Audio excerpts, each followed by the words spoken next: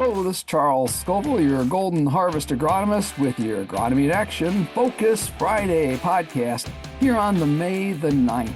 Now today, I'd like to talk a little bit about heat unit accumulation for emergence, watching for cutworms and true armyworms, and do a deeper dive into nitrogen management to tie back into last week's discussions.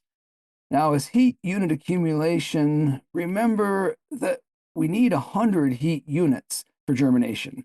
Now, we've moved along relatively nicely this spring.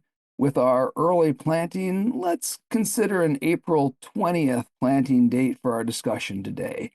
Now, if you're in the Lansing area, you'll have accumulated 120 heat units so far. In the Thumb, Sandusky's accumulated 93 heat units. In the South, Coldwater's accumulated 130 heat units. Now in Allegan over in West Michigan, they've accumulated 124 heat units.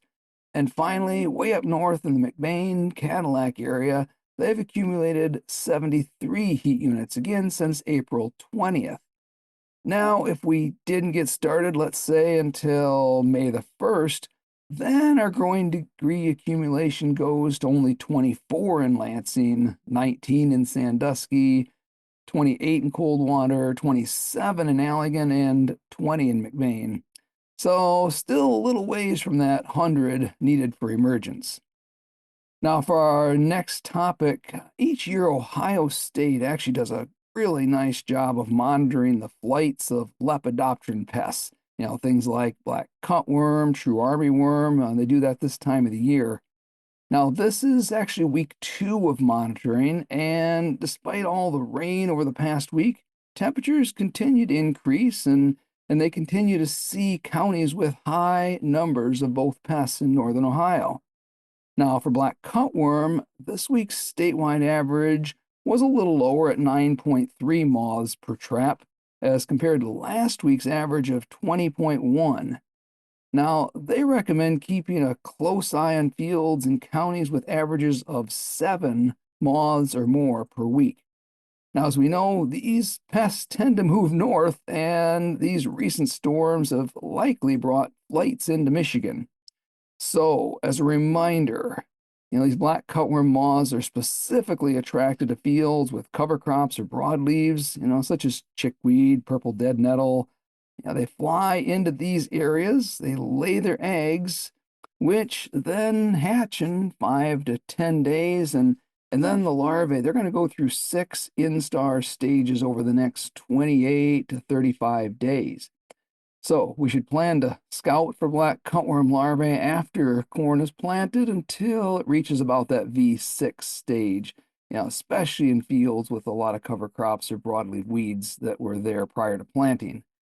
Now, as for true armyworms, their statewide average from last week was also lower at 4.7 moths per trap as compared to the previous week of 15.3. So the same routine pertains to true armyworms as it does to black cutworms. We're going to watch those same fields, and we're going to spray as needed based on approved thresholds. Also, let's keep an eye on your wheat crop in about 30 days, too. Now, finally, I want to introduce my new agronomy manager, TC Huffman, to the podcast. Welcome, TC. Morning, Charles. Thanks for having me on today. Absolutely. Appreciate you taking the time to be a part of this. And so what I did is I asked TC to join us today because he brings to the table a wealth of knowledge of practical nitrogen management. Now, I've asked him today to share his thoughts on how we best manage nitrogen in corn to make sure that when we we're still going to need that 35% of our nitrogen to get from R1 to black layer, and just making sure that we got enough available to us to get to that maximum yield potential for our corn crop this year. So, TC, in the next 5 to 7 minutes, what are your thoughts on this important topic? Well, appreciate that, Charles. This is probably an hour or 2 hours worth of topics, but we'll try to condense it down into 5 to 7 minutes here to cover the real relevant pieces. So the toughest thing around nitrogen management is oftentimes when we apply the nitrogen versus when the crop needs it. So a lot of times nitrogen's getting applied now, pre-plant or early side dress. And, a lot of times we don't need that nitrogen for our corn plant until later on in the season. So we probably only need about 15% or so of our nitrogen early in the season up through that V5 stage or V5 to V7 stage. It's obviously important to have a little bit of nitrogen out there at V5 as we're starting to form our ear. But where we really need our nitrogen is through that what I call rapid growth phase, V8 through VT, where we're going to need about 50% of our nitrogen, and then during grain fill, that after VT through black layer, as Charles said. So we'll need 35 to 40% of our nitrogen there. And the key is we're going to mobilize some of the nitrogen out of our stock to put that ear on, because the corn plant's whole goal in life is to put that ear on and to fill that ear. And if we don't have enough nitrogen available in the soil, it's going to cannibalize out of your stock to fill that ear the best it can and to try to put as much grain weight, put as many kernels on.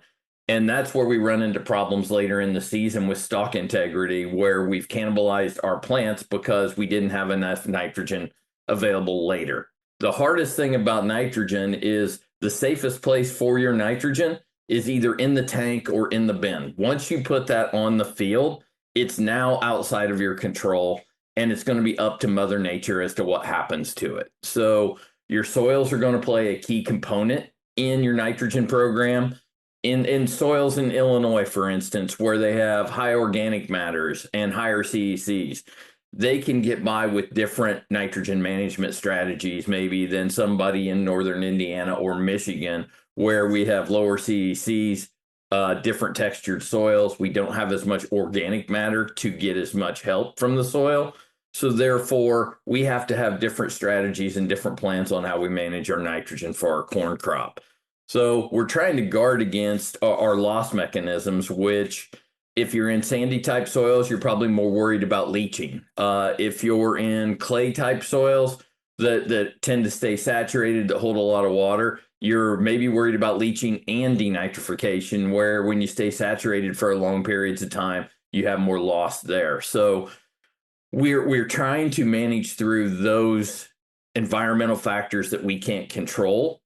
The more efficient we get with our nitrogen use, we can get more efficient with our nitrogen use, the closer we get to applying it to when the crop truly needs it. So split applications, applying more later on in the season, are all things that will help to get you at a better nitrogen use efficiency per bushel, so you can factor in for the loss mechanisms and the things that happen with the weather. So a high rainfall summer is going to cause more loss mechanisms to our nitrogen, and therefore potentially hurt our yields at the end of the year, or cause us to need to reapply later in the season.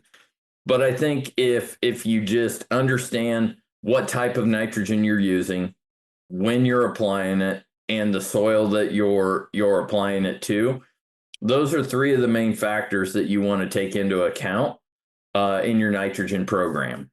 That's a really high level look at nitrogen management. I think the main thing to keep in mind is how do you keep that nitrogen around later on in the season, 8 weeks, 10 weeks after you've applied it, when the crop really needs it for that grain fill period. So whether that's split applying, some stabilizers to help, things like that. But how can you factor that into your program? And then just keep an eye on the weather and be ready to pivot. If you get an abnormal weather year than what you usually get, you may need to reapply, or you may need to split apply to try to manage that. So it's all about, nitrogen programs are all about trying to manage your risk, managing the weather risk with what equipment you have and what capabilities you have on your farm. Very good. TC, I really appreciate you jumping in here today and kind of sharing your insights on that. As an agronomist, of course, it's one of those things where we want to see our farmers get the highest yield possible. And at the same time, we want to try to keep out of those service calls late season on stalks because of things that, maybe we could have prevented ahead of time.